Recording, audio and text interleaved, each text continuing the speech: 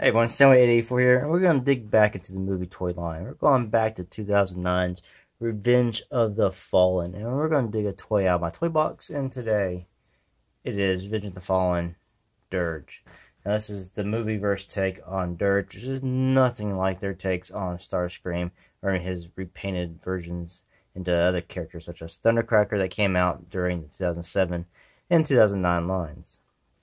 And this is Dirge, and I got him because I like the look of the robot mode. It was different, and it's something I could view as so I can put in other collections and use him as a different kind of character to my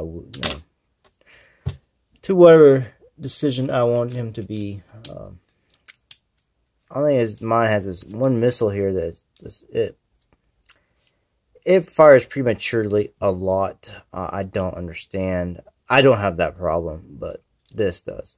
But yeah, overall, the jet mode is very, very good. I really do enjoy it. It's well done. See? Dude, why's got you so excited? We'll just take that one out. Alright. Oh, don't look at RC then. Jet mode is really good. The paint is excellent. I do love the colors.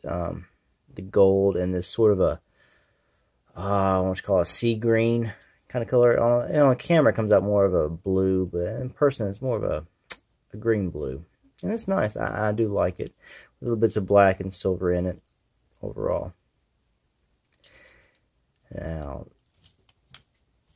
it has its landing gears. There's one there and two here that you can put away. And of course you can bring them back out so you don't scuff any paint on the bottom. And no, they do not have any working actual wheels. There's just molded plastic. We'll compare him with some Movieverse toys. This is Barricade from the recent the last night. Got a little dusty up there on my shelf there. So scale, you know, in Transformers, the planes and jets and things never scale correctly with any of the cars, and we know that. But overall, I mean, the aesthetic, they don't stand out from each other. And overall, they do look fairly good together. And with a recent Titans Returns, or Slug Slinger, just to give you an idea how it compares with nowadays figures. We won't look at any kind of detailing. Each one is fairly detailed on their own right. Like I said, these get more. The older toys have a little bit more paint apps to them.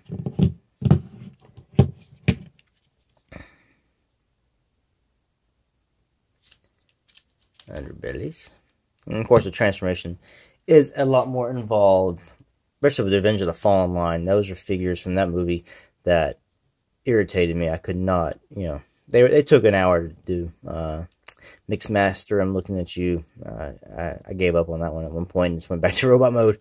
So we're going to get this guy transformed. First thing I'm going to do is take off his missiles.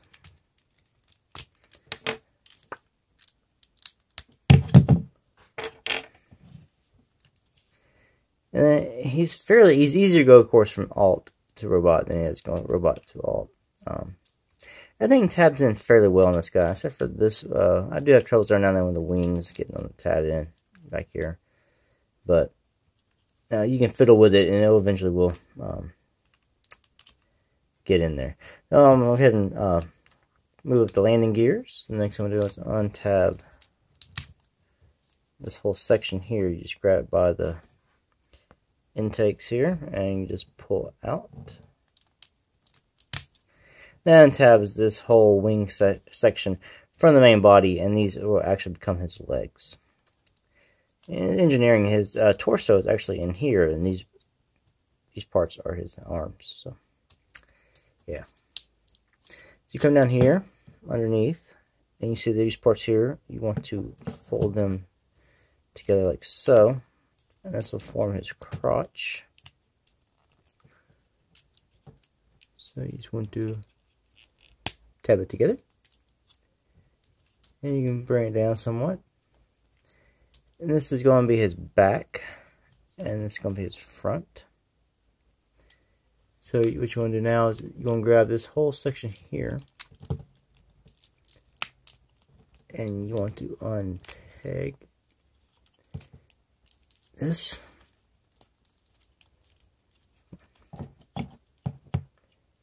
There you go.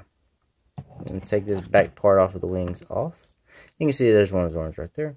So now you get this piece untabbed, you now can turn it this way. And they're going to fake out his cockpit, his chest with this fake piece here, which will fold up and tab into the front, which will lock his waist into place. Let me raise the camera up a little bit so you can see better. And then you want to fold this up. First, you're folding his torso down. And there's a little slot in here. This will tab into and get his crotch in the right spot, like so. Now let's go ahead and work on his legs, and they're probably the most difficult piece or parts about this guy. They're just very fiddly and just things. So these little intakes here, they will just easily come out and rotate around. And you just want to bring his wing section. It's on this hinge here. That this whole hinge here with a screw, you just move the whole thing down to the bottom. And so you gotta get his foot this the right way. Yes. Like that. You want this part in the back. Do his little leg. Go ahead and bring this part and bring it around like so. Get this piece here. Just go ahead and untab it. You make sure you untab it from that piece. When you do this, and just turn around. And his legs are done. And that's, I don't really like the wings just sort of hanging out there. You know, it's hard to put them next to other figures when the legs are constantly going to be bumping somebody else next to them because of all the wing kibble hanging off. Okay, next thing I'm going to do is take this back piece here. And you just want to fold it up. And these pieces here, it will tap into his back. Oh yeah, we do have to raise his head. These little pieces here that are folded down, you can bring them up and form the top of his head. Push on the back piece there, and there you go. And that brings his head up. And now when you bring these wings up, these little tabs here will go into the slots there. Like so. That has that tabbed in.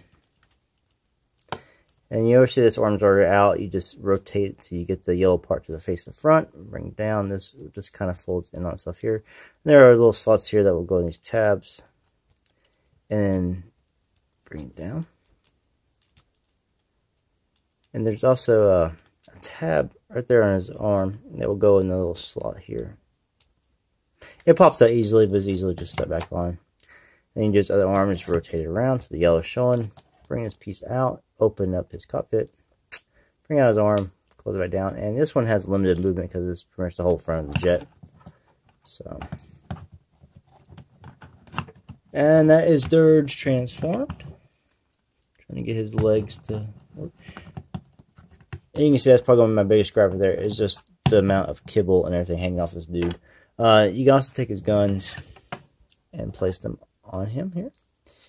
He has these little spots on his arms where you can place them. So it's sort of G1. And there's one here as well. So he can carry his missiles that way, or you can just store them back on the wings, on his feet. Now overall, he's not a bad figure. He is fiddly. He is got a lot of kibble on his legs and stuff, so you're constantly, things are moving on him, you're hitting stuff. But overall, I enjoy the look of this figure in robot mode. In jet mode, he's kind of a real-world jet fighter. So he doesn't blend in a Cybertronian setting. But into his robot mode, this guy, the light, is a good Cybertronian. Let's look at the head sculpt here on this guy.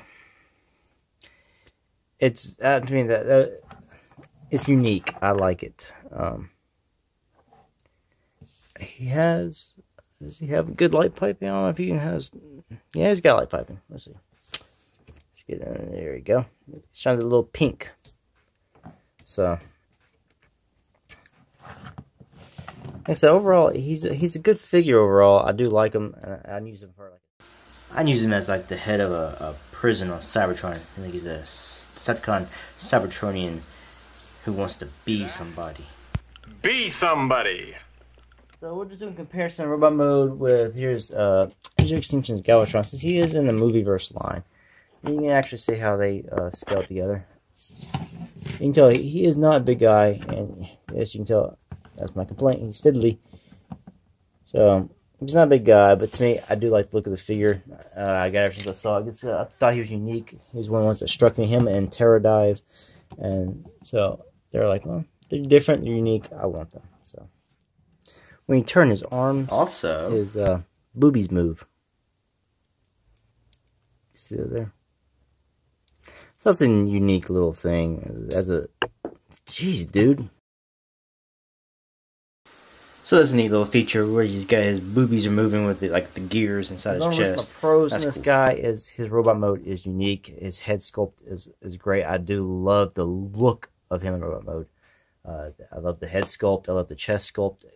Like I said, he is cool. In alt mode, I love the jet fighter. I love the paint. Everything is good on that. Now some cons in this guy. His legs, everything's fiddly. Even his back, and limited articulation on this guy. You got no waist movement whatsoever because it's all one piece.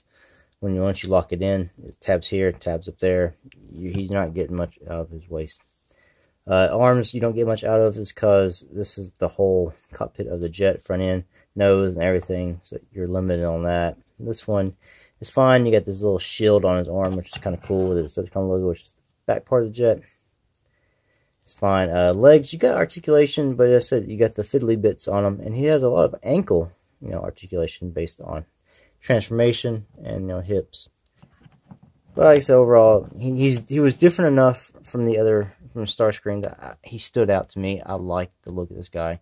I don't regret it. He's a good shelf piece, or like something you do with on the shelf. But overall, if you're into the movie line, I think this guy he's a definite recommend. Like I say, he's been I think